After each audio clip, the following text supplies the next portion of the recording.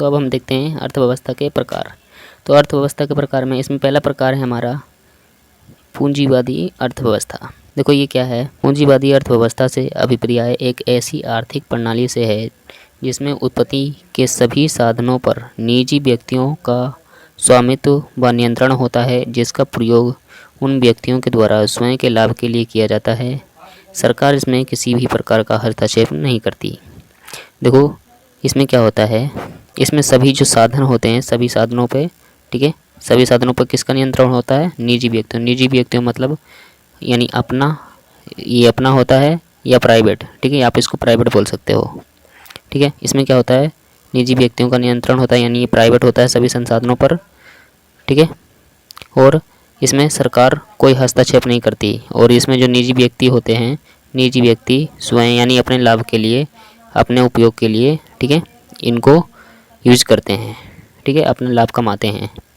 यह विश्व की सबसे बड़ी अर्थव्यवस्था, पूंजीवादी अर्थव्यवस्था विश्व की सबसे बड़ी अर्थव्यवस्था है। ये अर्थव्यवस्था बहुत से देशों में है, जैसे यूके, फ्रांस, नीदरलैंड, स्पेन, पुर्तगाल, ऑस्ट्रेलिया आदि की, ठीक है, आदि की अर्थव्यवस्थाओं को आर्थिक विकास में उनकी अपनी सरकारों की सक्रिय भूमिका सहित पूंजीवादी देशों के रूप में भी जाना जाता है।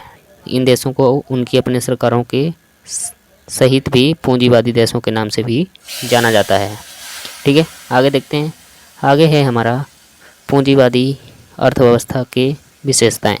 तो इसमें पहली विशेषता है हमारी निजी संपत्ति। उत्पादन के साधनों पर निजी स्वामित्व होता है, यानी ये प्राइवेट होते हैं, ठीक है, प्राइवेट लोगों का इस पर नियंत्रण होता है और इसमें कोई भी मालिक बन सकता है, ठीक है, हर व्यक्ति को निजी संपत्ति रखने का अधिकार होता है। दूसरा है हमारा आर्थिक स्वतंत्रता।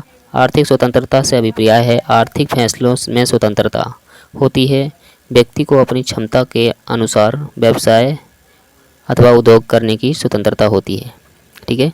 इसमें अपने आर्थिक फैसले लेने की स्वतंत्रता होती है हर एक व्यक्ति को, ठीक है, और व्यक्ति अपनी क्षमता के अनुसार और अपने कौशल के अनुसार अपना व्यवसाय खुद चुन सकता है, कौन सा काम को उसे करना है, कौन सा नहीं करना, ये वो खुद देख सकता है, ठीक है, ये इसकी एक विशेषता है। तीसरे नंबर पर आती है मुक्त बाजार। मुक्त बाजार अर्थव्यवस्था पूरी तरह से बाजार प्रणाली पर निर्भर करती है, ठीक है। बाजार में मांग और आपूर्ति के अनुसार उत्पादन के दाम तय होते हैं। किसी भी प्रकार का सरकारी हस्तक्षेप नहीं होता है। देखो इसमें क्या होता है, पूंजीवादी अर्थव्यवस्था बाजार प्रणाली पर निर्भर करती है और इसमें मांग और आपूर्ति के अनुसार, मतलब वस्तु की मांग और आपूर्ति के अनुसार क्या होता है, वस्तुओं की कीमत में बढ़ोतरी या घटोतरी होती रहती है, ठीक है, और इसमें सरकार कोई हस्तक्षेप नहीं करती है, कितनी भी वस्तु का मूल्य बढ़े कितना भी घटे, ठीक है। आगे देखते हैं, आगे आता है हमारा चौथे नंबर पे प्रतियोगिता की उपस्थिति। पूंजीवादी आर्थिक प्रणाली में प्रतियोगिता के कारण उत्पत्ति के साधनों का एक बड़ा भाग विज्ञापन एवं प्रचार में व्यय कर दिया जाता है। इसमें क्या होता है, इसमें हर एक व्यक्ति मालिक बन सकता है, ठीक है, और इसमें जो निजी व्यक्ति होते हैं वे क्या करते हैं, वस्तु के प्रचार के लिए और विज्ञापन के लिए बहुत पैसा खर्च कर देते हैं, बहुत संसाधनों का खर्च कर देते हैं, ठीक है, ताकि उन्हें ज़्यादा से ज़्यादा लाभ प्राप्त हो सके, ठीक है। आगे हम देखते हैं पूंजीवादी अर्थव्यवस्था के दोष। इसमें कौन कौन सा, इसमें पहला दोष है, जो मुख्य दोष है, श्रम शोषण। पूंजीवादी का मुख्य दोष श्रम शोषण है। मजदूरों को उनके काम के घंटों की तुलना में कम मजदूरी मिलती है, ठीक है, मतलब जितने घंटे वो काम करते हैं उस हिसाब से उन्हें पैसे नहीं मिलते हैं। उसकी सीमांत उत्पादकता से कम मजदूरी उनकी आजीविका के लिए पर्याप्त नहीं है, ठीक है, उन्हें जितनी मजदूरी जितने पैसे मिलते हैं उससे उनकी आजीविका चलाने में वे अपनी आजीविका असमर्थ हैं, ठीक है। दूसरे नंबर पर है बेकार प्रतियोगिता। पूंजीवादी एक बेकार प्रतिस्पर्धा है। वस्तु की बिक्री को बढ़ावा देने के लिए विज्ञापन और प्रचार पर बहुत पैसा खर्च कर दिया जाता है। इसका बोझ अंततः गरीब उपभोक्ताओं द्वारा बढ़ी हुई कीमत के रूप में उठाया जाता है। देखो इसमें क्या करते हैं, जो निजी व्यक्ति होते हैं यानी मालिक होते हैं, वो क्या करते हैं, वस्तु की बिक्री के लिए, ठीक है, वस्तु की बिक्री को बढ़ाने के लिए प्रचार तो कर देते हैं, परंतु उससे किसको नुकसान झेलना पड़ता है, गरीबों को, ठीक है। तो ये इसके दोष हैं। आगे देखते हैं हम, आगे तीसरे नंबर पे हमारा कोई कल्याणकारी गतिविधि नहीं होती है इसमें। देखो पूंजीवादी में एकमात्र मकसद अधिकतम लाभ है, ठीक है, लेकिन लोक कल्याण नहीं। बाजार की मांग के अनुसार विभिन्न प्रकार की वस्तुओं का उत्पादन किया जाता है, किसी कल्याणकारी गतिविधि के लिए नहीं। इसमें प्रत्येक व्यक्ति इसीलिए अधिक से अधिक उत्पादन करना चाहता है ताकि वो अधिक से अधिक लाभ कमा सके, अधिक से अधिक पैसे कमा सके, ना कि सामाजिक कल्याण या समाज का कल्याण हो सके, ठीक है।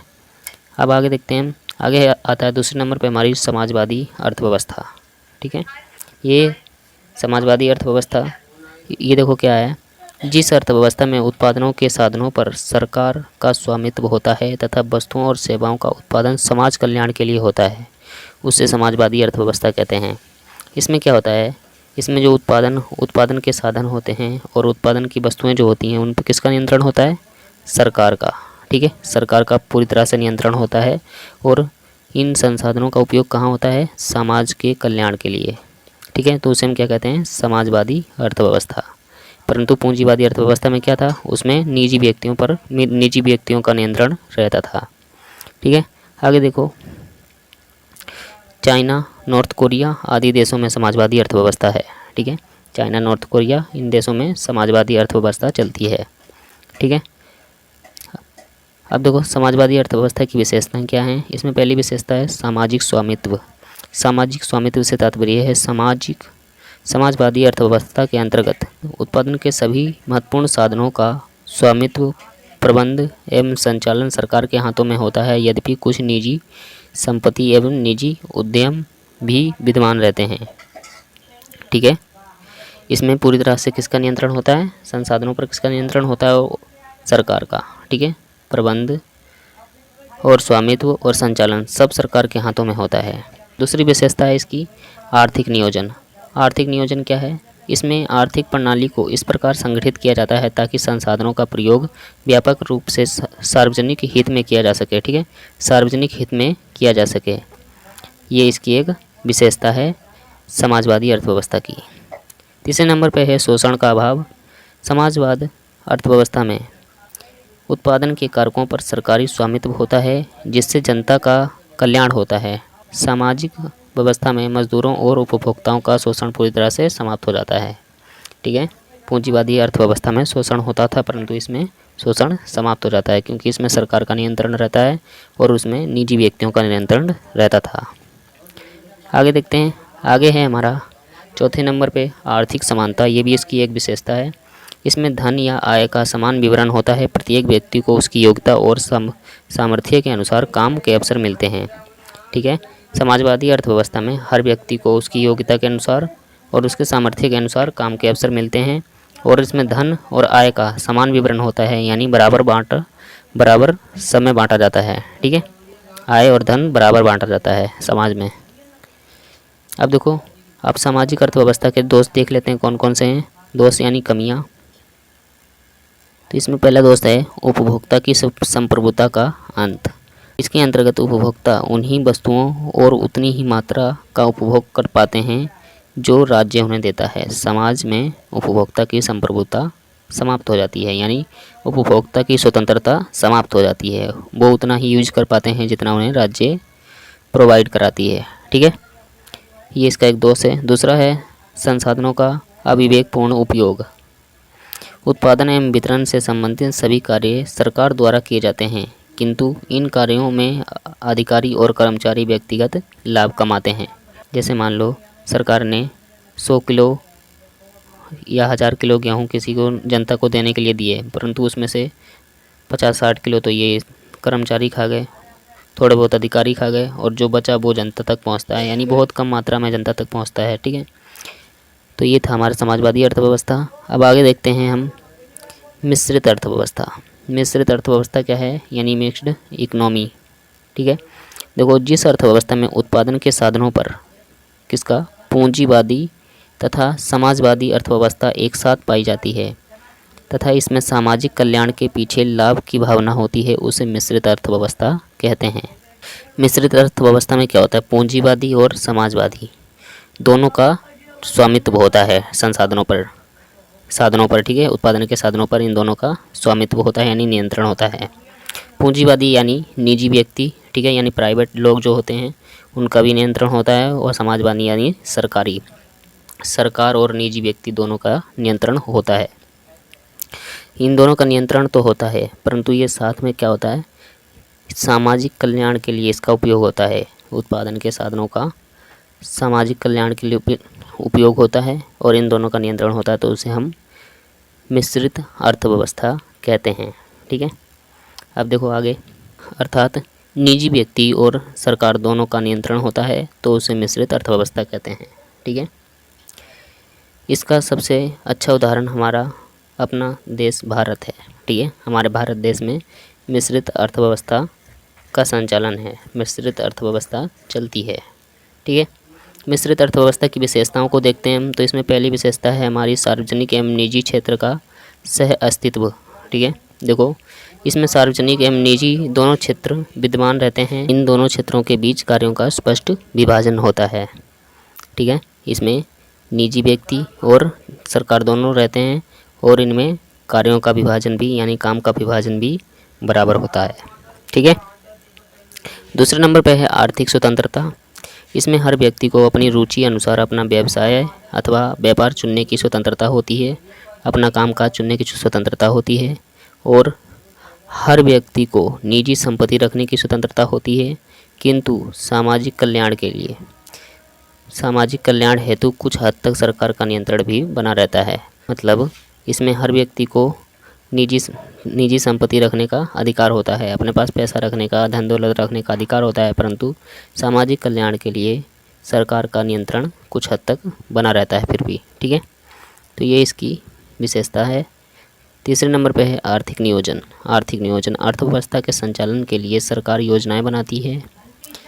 आर्थिक सहायता और नीतियों के द्वारा सरकार निजी क्षेत्र के विकास में मदद करती है। ठीक है, तो ये इसकी कुछ विशेषताएं थीं।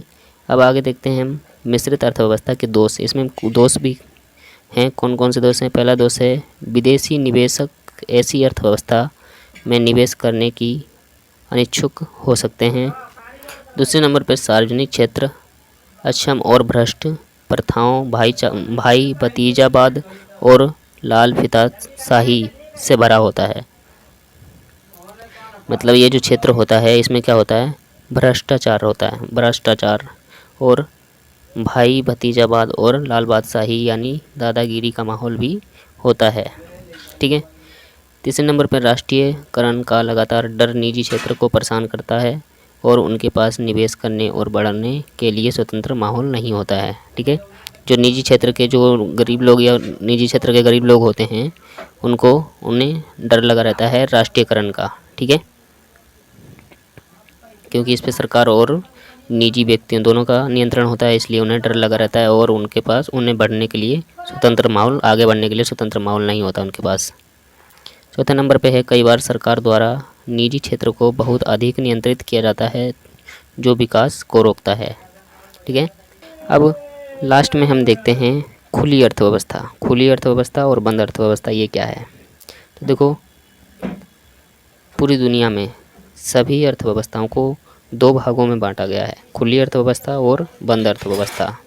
खुली अर्थव्यवस्था किसे कहते हैं, ऐसी अर्थव्यवस्था जो अन्य देशों से आयात निर्यात का लेन देन, उपहारों का आदान प्रदान तथा अन्य प्रकार के भुगतान को संपन्न करती है, खुली अर्थव्यवस्था कहलाती है। बंद अर्थव्यवस्था ऐसी अर्थव्यवस्था जो अन्य देशों से आयात निर्यात, लेन देन, उपहारों का आदान प्रदान तथा अन्य प्रकार के भुगतान और संपन्न नहीं करती है, ठीक है, नहीं करती है, बंद अर्थव्यवस्था कहलाती है। मतलब अगर कोई देश दूसरे देश से व्यापार करता है, ठीक है, और ख़रीदता बेचता है, सामान को ख़रीदता बेचता है, तो वो उसको क्या कहेंगे हम, खुली अर्थव्यवस्था। ठीक है, खुली अर्थव्यवस्था कहेंगे। और अगर जिसमें कोई भी देश दूसरे देश से व्यापार नहीं करता है, आयात निर्यात यानी ख़रीदना बेचना नहीं करता है, तो उसे हम बंद अर्थव्यवस्था में रखेंगे। ठीक है, ये आप यहाँ पे सही कर लेना, ये हमारी बंद अर्थव्यवस्था है और ये खुली अर्थव्यवस्था। तो आई होप आपको हमारी वीडियो पसंद आई होगी। बस इतना ही था आज की वीडियो में। अगर आपको वीडियो पसंद आई है तो प्लीज़ वीडियो को लाइक करें, शेयर करें और चैनल को सब्सक्राइब करके बेल आइकन को ऑल पे क्लिक कर लें ताकि आने वाली हर नॉलेजेबल वीडियो आप तक सबसे पहले पहुंचे। धन्यवाद।